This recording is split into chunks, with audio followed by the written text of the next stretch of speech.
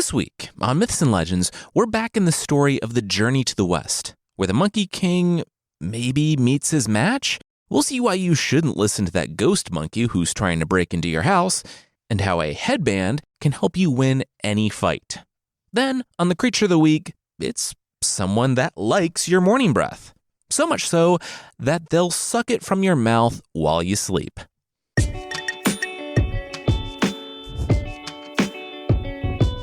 This is Myths and Legends, episode 328, Bullish.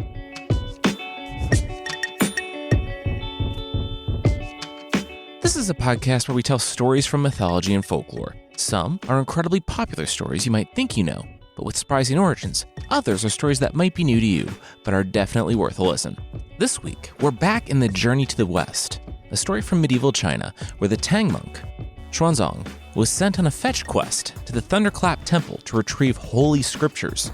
On his way, he picked up and was subsequently aided by Sun Wukong, the Monkey King, a superpowered 800-year-old nearly immortal monkey with a magical staff and hair, Pigsy, a strong pigman who carries a rake, Sandy, a scary-looking indigo sandman, and Yulong the dragon horse, the dragon who never leaves the shape of their horse.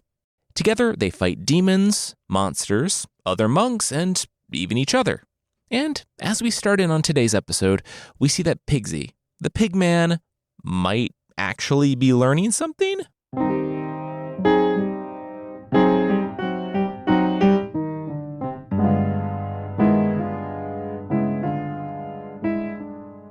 Embrace the right and seek the real, Pigsy said with a smirk. Monkey sighed. Look, Pigsy, I know you heard Master say that in a lesson last week. We all did. It apparently had an impression on you because embrace the right and seek the real, big brother, Pigsy interrupted. Monkey said, yeah, okay, whatever. We needn't be afraid of tigers and wolves, Pigsy urged Yulong the dragon horse on, up the mountain. Monkey was about to say that not only was Pigsy a giant pig, but that a giant tiger has gotten him so many times. More times than Monkey had fingers, actually. Still, it wasn't worth an argument. The snow picked up. It picked up and it didn't let up. Monkey wrapped his cloak around his face, and the others did the same. They crested the mountain and kept walking through the night. The cold and wind and snow smothered all the fires they could use to cook their food, and soon they were all out of rations. The faster they went, the sooner they could rest. No one argued. Until, on the other side of the mountain, on the way down, they saw a monastery.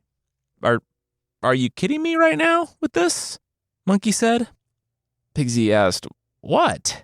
Monkey said, okay, look at this place. Towering houses tucked away in a mountain, really? It has, quote, baleful clouds and a diabolical air. Pigsy looked around. What was Monkey quoting? Monkey said that a full-grown dragon could beget 9 kinds of offspring. 9. One of them is a giant clam. Is that what Pigsy wanted to fight? A giant clam? Sun Wukong could see his master looking longingly at the clearly evil monastery. He told Xuanzang to dismount. Here, get everyone together. They all stood close to each other on the dirt path, and Monkey took out his rod, drawing a circle around them on the ground.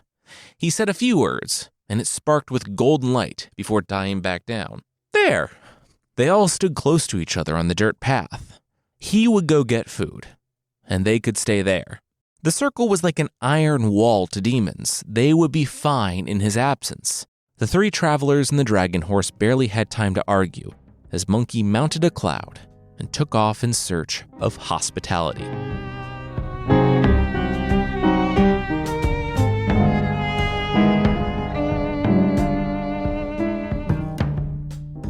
But you're a ghost, the farmer screamed at Monkey. Monkey said, no, really? He was a big talking monkey who flew in on a cloud, and that's what the farmer chose to be afraid of? He came from the road to heaven to the west. That road is 1,000 miles away. No, I got it. Ghost, Sun Wukong said, as the farmer screamed and started hitting him. You're literally making contact with me, hitting me, Monkey said. But the farmer wouldn't listen because of all the punching. Okay, for every punch, I'm charging you a pint of rice. You might want to start conserving them, saving them up. I don't know how much rice you actually have in there. The farmer got a few more hits in before running as fast as he could back to the farmhouse. He slammed the door behind him, and Monkey heard him warn his family about the ghost outside. I'm not a ghost, I'm a monk. I'm a monkey monk. Sun Wukong walked toward the house. Stay back, the man screamed. But Monkey plucked one of his hairs out and nodded to his doppelganger Sun Wukong, who went to the door and started pounding, saying, Ooh, the farmer better let me in. Monkey whispered for his clone to increase the volume and scale back the monster mash in his voice by 40%. As the clone said that he was so strong he might break through this door, that the farmer was going to need everyone in the house pushing on his side. Monkey went around the back of the farmhouse, phased his 2 arms and his alms bowl through the wall, filled it with rice that was cooking on the stove, thanked the farmer for his donation in a whisper, and called up a cloud. He told his hair to return. Embrace the right and seek the real, the monkey clone said, dialing the monster mash levels back up to 100. Not you two, Monkey said, as the clone transformed back into a hare and stuck in his side. He boarded the cloud and made his way back to the mountains, 1,000 miles away, to find Xuanzang and the others. As he landed, he occupied himself with a bite of rice. As he chewed, he said, See, he got food from a helpful farmer family. They didn't have to go in that ominous tower. They could skip this whole tedious side quest. Monkey looked up from the bowl to see the circle, or most of the circle. Hoof prints, feet, whatever Sandy felt like leaving on that particular day, broke the edge of the circle. The monastery, the one 5 or 6 miles away in the distance, was also gone. Oh, come on.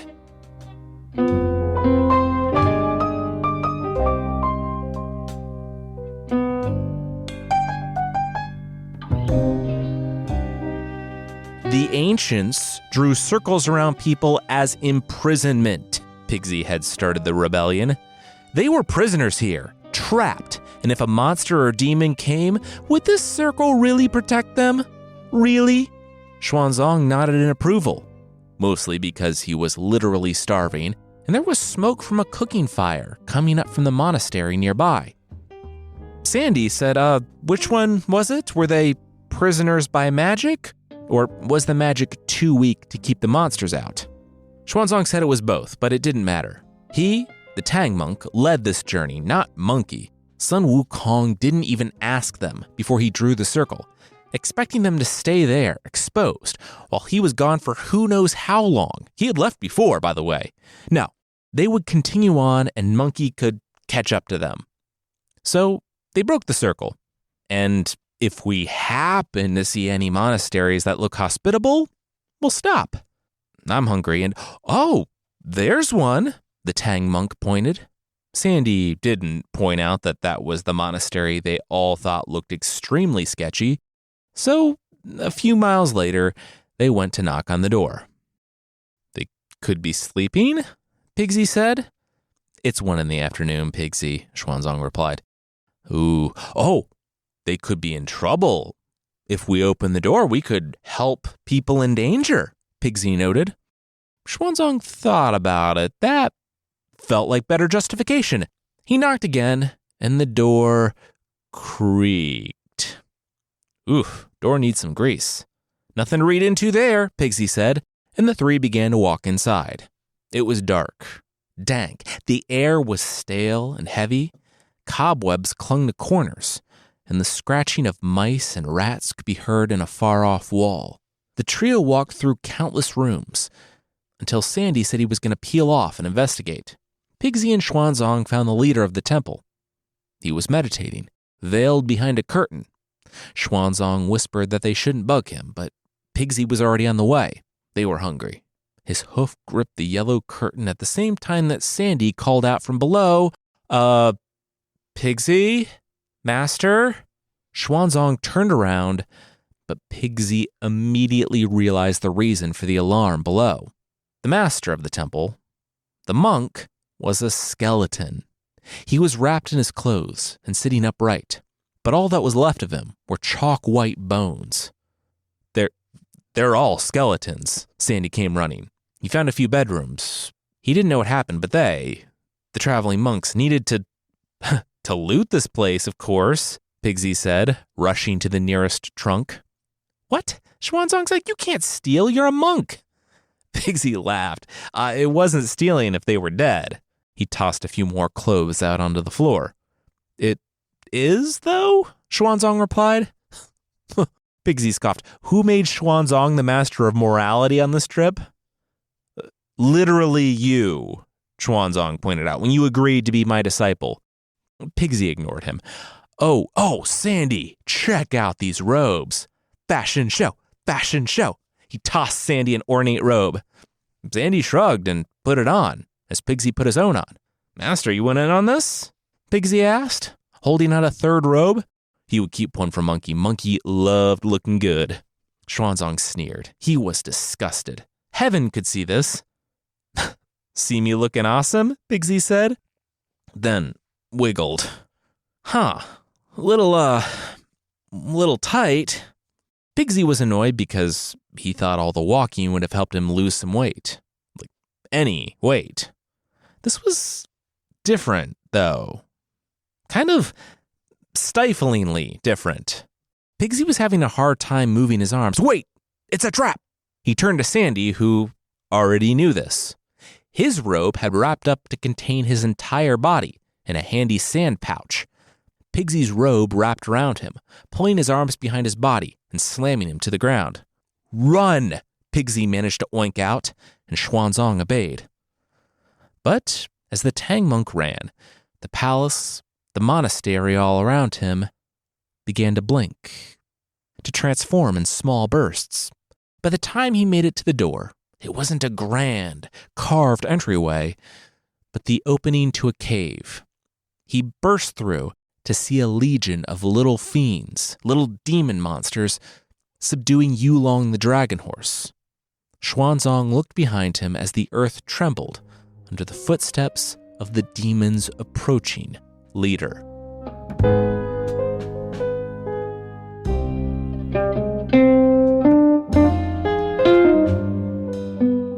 We'll see Monkey meet some unexpected travelers, but that will be right after this.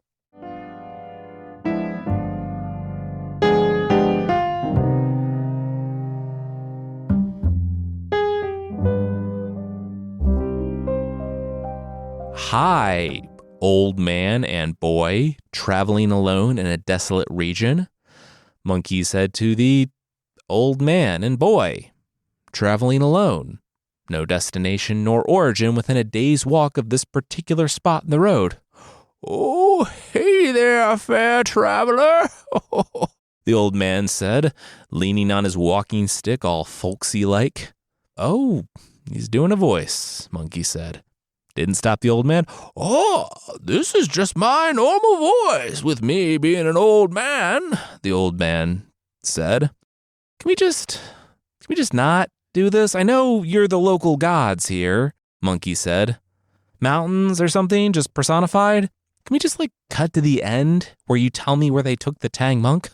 Oh, that's just a bit above a simple old man. You're not buying this. It was too much, wasn't it? Monkey did the little bit thing with his hands and nodded.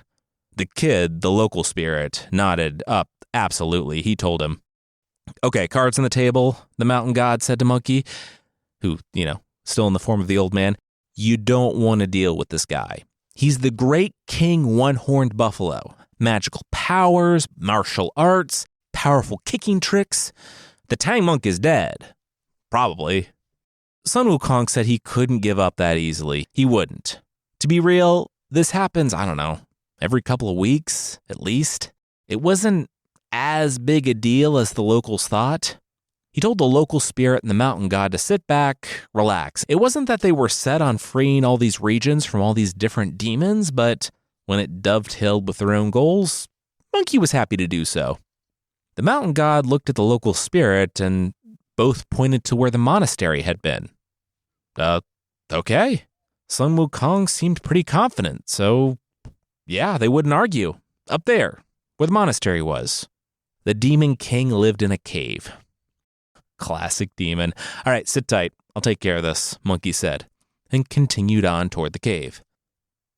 What's up, nerds? Monkey cried out to the little fiends. They shrieked and started running off all over the place in every different direction, running into each other and running into Monkey. Sun Wukong stepped back in annoyance. Just get your boss. I'm going to fight him.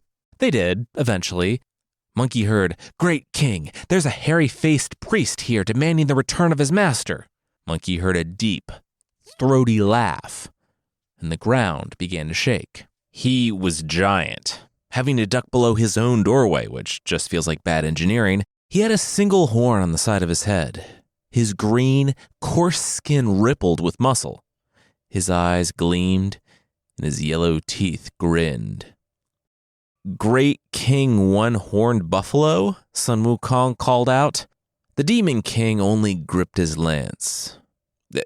"You have my master," Sun Wukong said. "Give him back and you'll suffer no harm. Even begin to say the word no and you'll be dead before you hit the ground, I promise."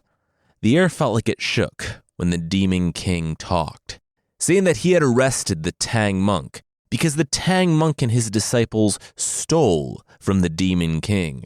They snuck through his buildings like thieves, and they would now die like thieves. "I'd like to lodge an appeal with the judge," Monkey said, adding, and by an appeal he meant his staff, and by with the judge he meant in the judge's forehead. The Demon King only laughed. He accepted the attempt at an appeal. 30 rounds. If Sun Wukong could withstand 30 rounds with him, he would release the Tang monk and not feast on his flesh. Monkey was so tired of this. The Demon King wouldn't feast on his master's flesh anyway. No one ever did, but all right, whatever, let's go. And they did. That is. On the 30th round, both the Demon King and Sun Wukong were tired. But Sun Wukong could see the Demon King flagging. "I see you looking at my staff," Sun Wukong smiled. "I'll let you get a closer look when I jam it into your forehead." Then the Demon King stepped back. Monkey laughed. Was that it? Really? This was too easy. The Demon King nodded. That was quite the staff. A staff like that could bring heaven to its knees.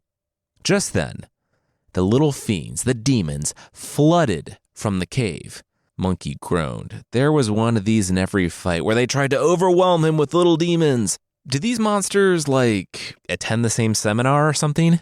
Monkey tossed his staff up into the sky, said a word, and it broke into 1,000 different pieces, each a staff, each heading for a fiend. But at that moment, Sun Wukong saw that the Demon King wasn't retreating back into his lair like they always did.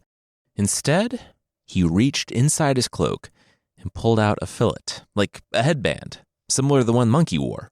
Except the Demon King's wasn't on his head. It was now soaring into the sky. Monkey's eyes widened, and he reached out his hand to recall the staff, but it was too late. The fillet grew, and the staff, divided into near countless pieces, ascended up into the void created in the sky. When they were all gone, the headband shrank, flew back to the Demon King's claw, and he tucked it back into his cloak. "Now, where were we?" the Demon King smiled. Monkey backflipped out of the clearing and onto a cloud to escape the swarming demons, their boss sneering in the distance.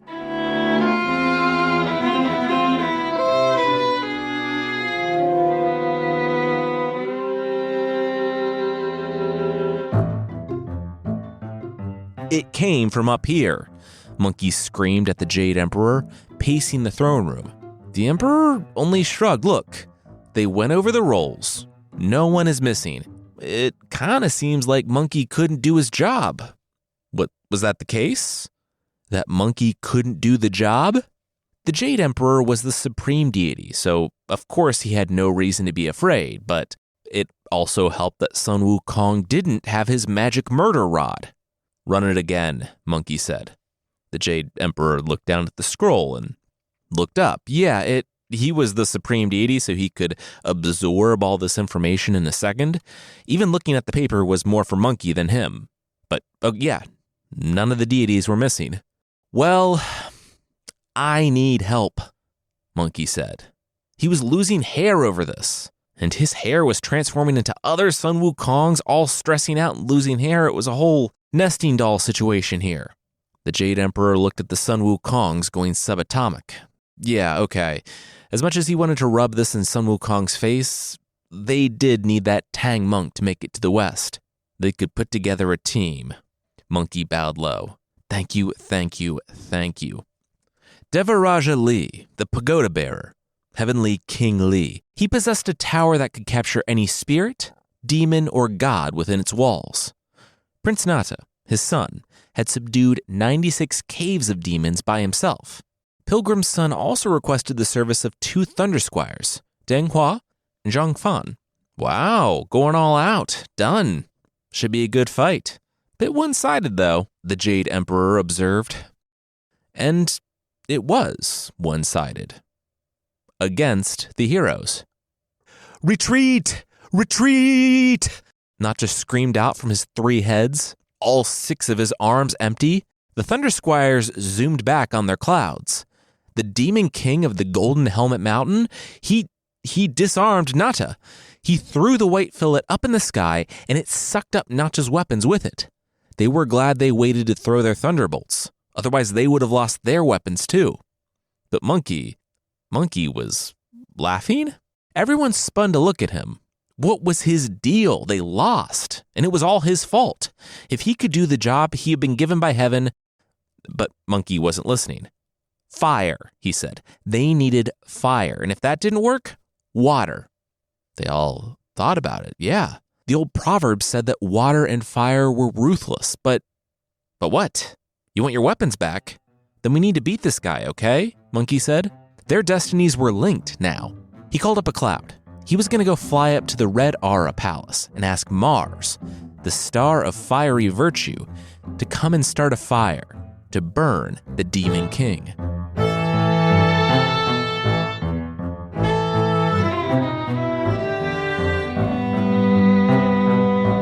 Well, that didn't work, Monkey said, landing next to the sobbing star of fiery virtue and Waterlord. It went well until it didn't. The star of fiery virtue launched a torrent of flame at the Demon King. But not just like a fire hose of fire, but fire rats, fire crows, fire dragons, fire bows, fire arrows, fire horses, and the Demon King sucked all of them up into his fillet. So they recruited Waterlord, who, seeing as so many people he respected and admired had failed, relished the thought of proving his worth. And yeah, the fillet that could suck up fire could, surprise, also suck up water, leaving Waterlord high and dry. Ha.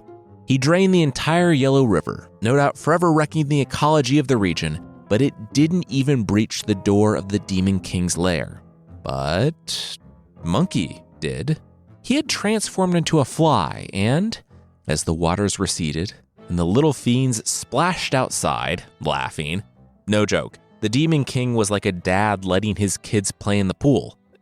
It's very clear that they were just playing and having fun. Anyway, Monkey slipped in and found it. His rod propped up against the wall of a storeroom. He flew into a corner and emerged in the form of a badger spirit to blend in with the little fiends, and he just shunted his way on down the hall, whistling and saying hi to the other little demons, asking if they were going out for happy hour, and he saw the growing crowd around him. Oh, yeah. Sun Wukong's iron rod. He was just taking it down for processing for the, bye. Monkey ran, mowing down any demons in his way. It's not that he was afraid of the Demon King, but he just got his staff back, and he really didn't want to lose it again. Somewhere toward the exit, he calmed down. and remembered that he could shrink the thing. So he tucked it behind his ear and leapt for the hills, which was where we opened the scene. "You only got your weapon back?" the star of fiery virtue cried. Monkey asked, was he supposed to get the fire rats? They had those hanging up alongside the horses like they were going to eat them. How does that even work, right? The star of fiery virtue sobbed some more.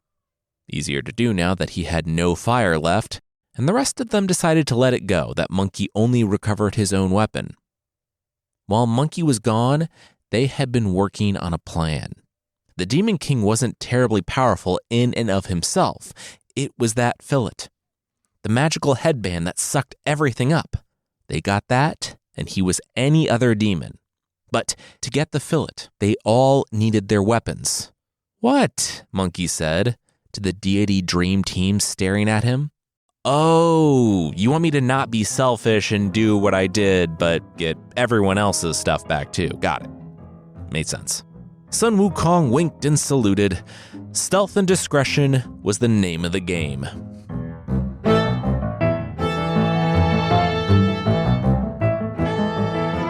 We'll see Stealthy Monkey be stealthy, but that will, once again, be right after this.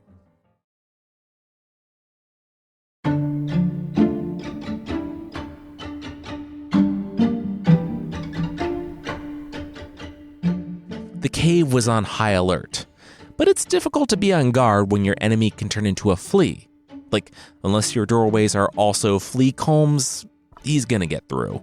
And Sun Wukong did. He jumped over to the Demon King, asleep, with the fillet wrapped around his arm. Monkey tried, but that thing was on there.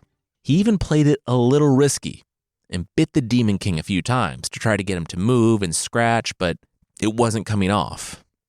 Monkey went to find the weapons. And he did find them, mainly because the place was quiet and he could move pretty quickly, also mainly because he knew exactly where they were, because they sat next to where he found his staff. He looked at the weapons. The pagoda, a river's worth of water, fire dragons.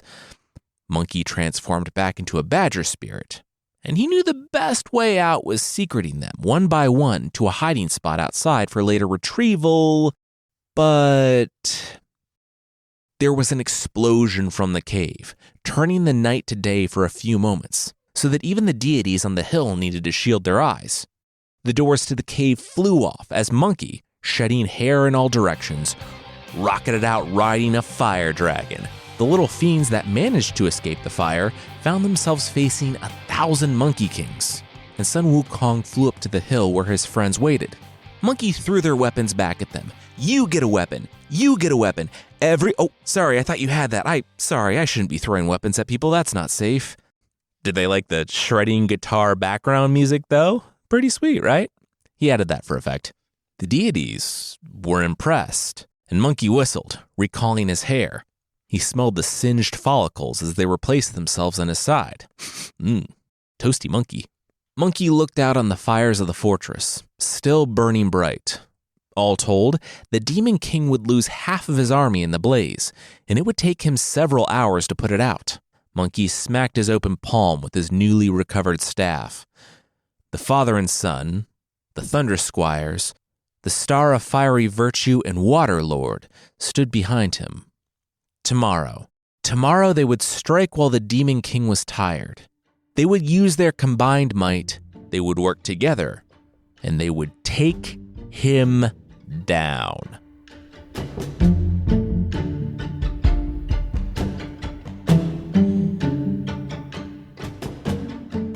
"How did we lose all our weapons again?"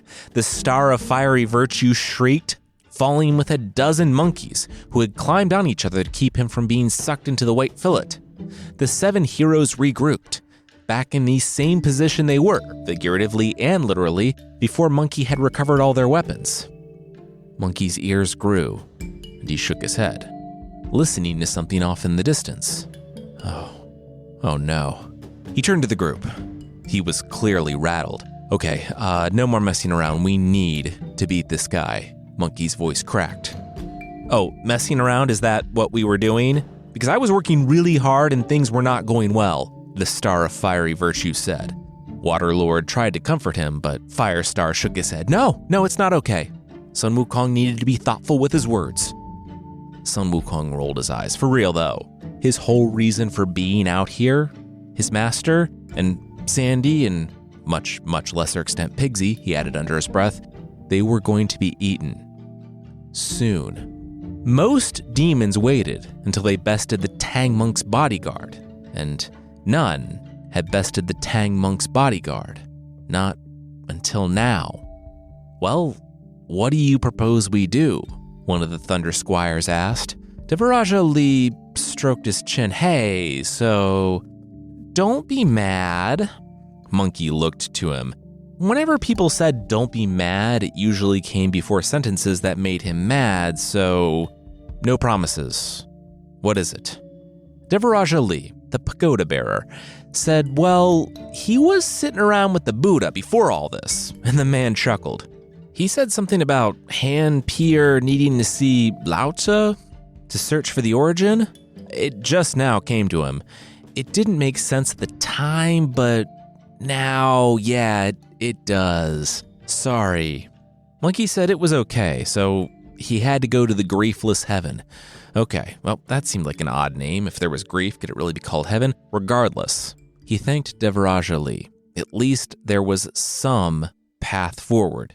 As Monkey called up a cloud, Lee asked him, maybe he's out of the loop, but why did the Buddha call him Hand Peer? Sun Wukong said, well, because he had peed on the Buddha's hand. Lee blinked. Monkey peed on the Buddha's hand. Monkey said, yeah, it was a long time ago.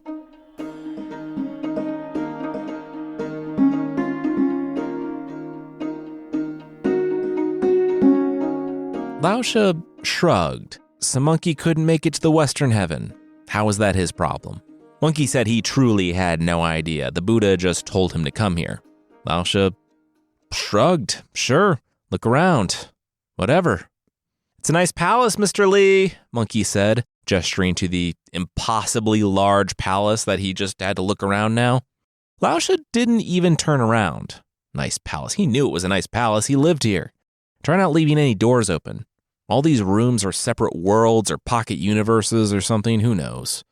Monkey watched Lao Tzu shuffle off down the beautiful stone hallway, and he started poking around. And exactly 40 seconds later, Monkey blinked. Seriously. The corral of the green buffalo, and the door was just swinging open. Monkey pushed it and it creaked. Inside, in the warm, glowing field, the corral stood open next to a snoring servant boy. Really? He yelled back to Lao Tzu, who was annoyed that he had to walk all the way back, but not as annoyed as he was when he learned that a bull had escaped and made it down to Earth. Turns out it's 100% your problem, Monkey said. Lao Tzu shouted for the servants to get his treasure list. They needed to account for every item. You don't need to, I already know what's missing, Monkey said. But they did. His master, Xuanzong, was hours from being eaten, and he was watching the sage go through his treasure vault and check things off one by one. Then they finally made it to the end of the list. The diamond snare, Lao said, shaking his head. That was a treasure perfected in his time on Earth. 200 or 300 years prior, in the 4th or 5th century, it was a powerful magic item. He said he used it to convert barbarians. All you had to do was hold it up, and it sucks all the weapons, even fire and fire and water, I know. Monkey cut him off. It wasn't that he didn't want an exhaustive summary of the terrible last 4 days he just had, but they really needed to do something about this buffalo.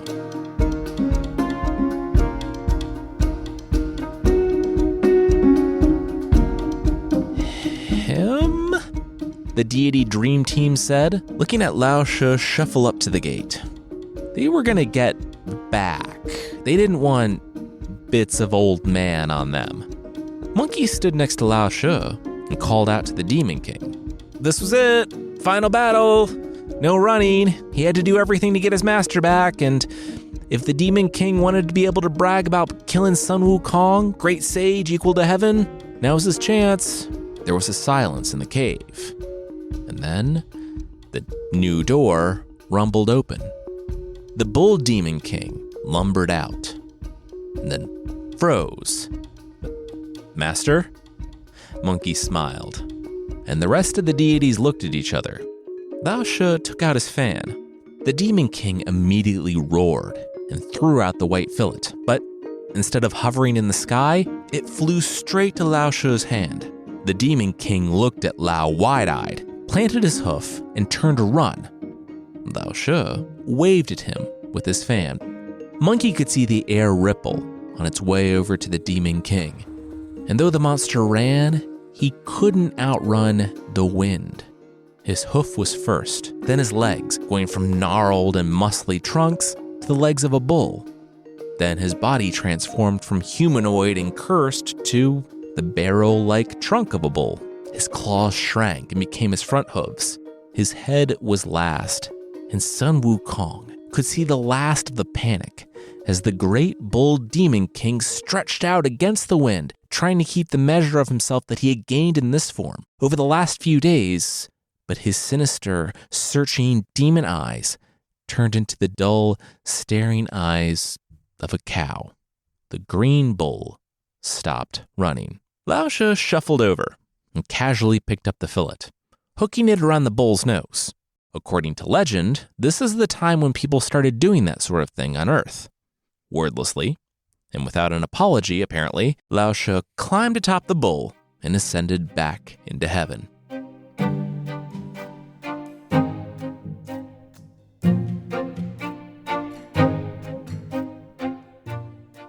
Xuanzang said it was pretty standard. Tied up and bathed. Sandy and Pigsy finished packing the bags atop Yulong. All the other deities had returned to their places in the heavens, and the Tang monk and his disciples were getting back on the road. Xuanzang looked out.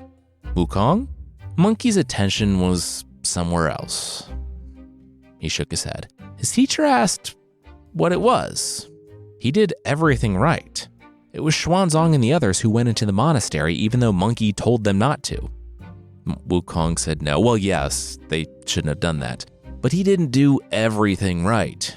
He understood the lesson here that humbling yourself and seeking knowledge was better than violence. That instead of fighting and killing, he should have sought a teacher to show him the right way from the start. See, you learned a lesson. Good job. Xuanzang finished up and mounted the horse. But I've made that mistake so many times. Monkey lowered his head. They were always getting in this sort of trouble. And you'll make it again, too. That's learning, that's growth. You don't have to be perfect, you just have to do a little better next time. Xuanzang looked forward to the road ahead. Even though he was technically going to be eaten, they still gave him a place to sleep and tried to fatten him up some, so he was feeling pretty refreshed after, facing his execution. Monkey thought about it, looked up to his master with a smile, and they continued on their journey to the west.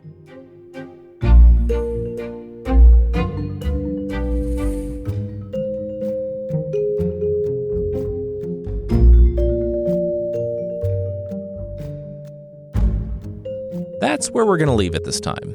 Next week is a rare week off for us. I literally cannot remember the last time we had a week off. It was definitely sometime before 2020. We will be back in 2 weeks, though, with a Danish story. But if you're looking for some more myths and legends in the meantime, there are almost 90 member episodes waiting on the member feed and on Apple Podcasts. And you get ad-free shows, and it's a nice way to support the show. Check that out if you're interested at mythpodcast.com/membership.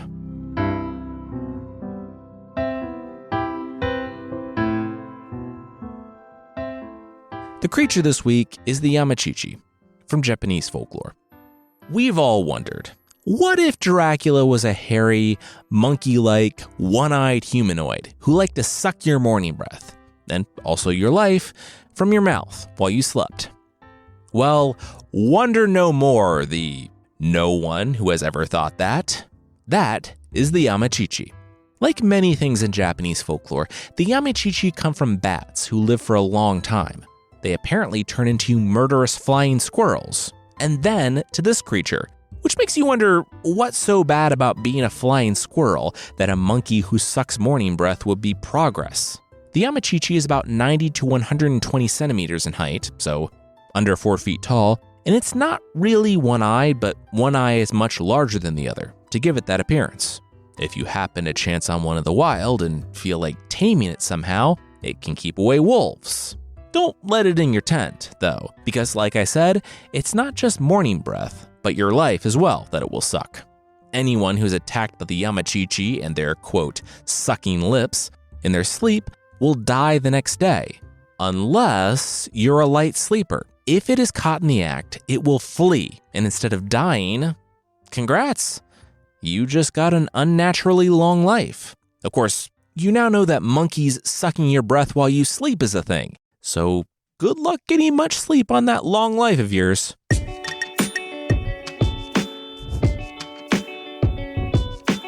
That's it for this week. Myths and Legends is by Jason and Carissa Weiser. Our theme song is by Broke for Free, and the Creature of the Week music is by Steve Combs. There are links to even more of the music we used in the show notes. Thank you so much for listening, and we will see you next time.